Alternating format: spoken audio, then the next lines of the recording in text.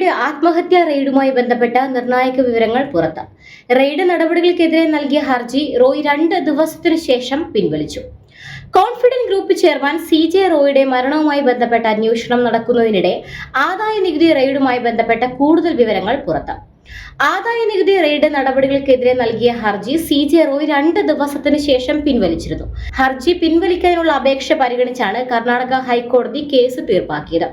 CJ റോയും confident ഗ്രൂപ്പിന് കീഴിലെ 8 കമ്പനികളുമാണ് കോടതിയെ സമീപിച്ചിരുന്നത്. എന്നാൽ ഡിസംബർ 18 തന്നെ ഹർജി പിൻവലിക്കാൻ അപേക്ഷ നൽകി. വിശദമായ വാദത്തിന് മുൻപേ ഹർജി പിൻവലിച്ചത് എന്തിനാണെന്ന് വ്യക്തമല്ല. ഹർജി പിൻവലിച്ചതോടെ കോടതി കേസ് തീർപ്പാക്കുകയായിരുന്നു. കഴിഞ്ഞ ഡിസംബർ 3-ന് ആദായ നികുതി ഉദ്യോഗസ്ഥർ നടത്തിയ റെയ്ഡിനെതിരെയായിരുന്നു ഹർജി. റെയ്ഡ് നിയമവിരുദ്ധമായി പ്രഖ്യാപിക്കണമെന്നായിരുന്നു ഹർജിയിലെ ആവശ്യം. കൊച്ചിയിലെ ഉദ്യോഗസ്ഥർക്ക് ബംഗളൂരുവിൽ റെയ്ഡിന് അധികാരമില്ലെന്നാണ് ഹർജിയിലെ വാദം. റെയ്ഡിൽ രേഖകൾ പിടിച്ചെടുത്തത് അനധികൃതമാണെന്നും ഹർജിയിൽ CJ റോയ് വാദിച്ചിരുന്നു. ഡിസംബർ 16-നാണ് കർണാടക ഹൈക്കോടതിയിൽ ഹർജി നൽകിയത്. അതേസമയം ഡോക്ടർ CJ റോയ് ജീവനൊടുക്കാൻ നേരത്തെ തീരുമാനിച്ചിരുന്നുവെന്ന് വ്യക്തമാക്കുന്ന കുറിപ്പും ബന്ധുക്കൾക്ക് ലഭിച്ചു.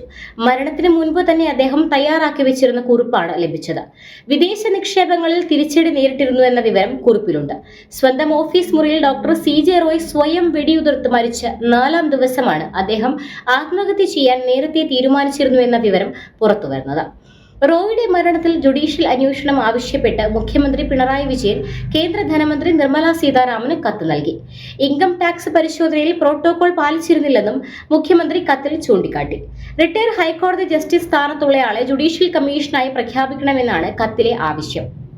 ED ഉദ്യോഗസ്ഥർക്കെതിരെ കുടുംബമുയർത്തുന്ന ആരോപണങ്ങൾ സമഗ്രമായി അന്വേഷിക്കണമെന്ന് മുഖ്യമന്ത്രി ആവശ്യപ്പെട്ടു.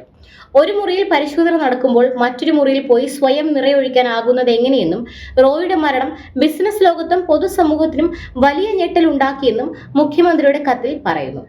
അതേസമയം ഇതിനിടയിൽ അന്വേഷണവുമായി മുന്നോട്ട് പോവുകയാണ് പ്രത്യേക സംഘം. കോൺഫിഡന്റ് ഗ്രൂപ്പിന്റെ ആസ്ഥാന ഓഫീസിൽ ഉദ്യോഗസ്ഥർ വീണ്ടും പരിശോധന നടത്തി സംഭവം പുനരാവിഷ്കരിക്കാനും ആലോചിക്കുന്നുണ്ട്. CJ റോയ് ബംഗളൂരുവിൽ ചികിത്സ തേടിയിരുന്നു എന്ന അടിസ്ഥാനത്തിൽ ഡോക്ടറുടെ മൊഴിയും അന്വേഷണ സംഘം രേഖപ്പെടുത്തി. ആദായ നികുതി വകുപ്പ് ഉദ്യോഗസ്ഥരുടെ വിശദമായ മൊഴി SIT വീണ്ടും രേഖപ്പെടുത്തി.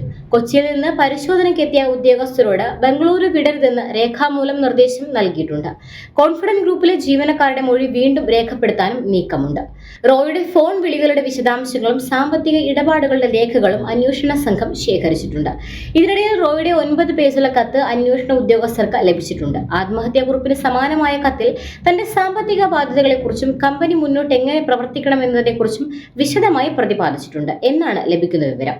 കത്തിലെ വിവരങ്ങൾ പ്രകാരം വിശദമായ അന്വേഷണങ്ങൾ നടത്തിയാൽ മാത്രമേ റോയിയെ ആത്മഹത്യ ചെയ്യാൻ പ്രേരിപ്പിച്ച കാരണമെന്തെന്ന് കണ്ടെത്താൻ കഴിയുകയുള്ളൂ.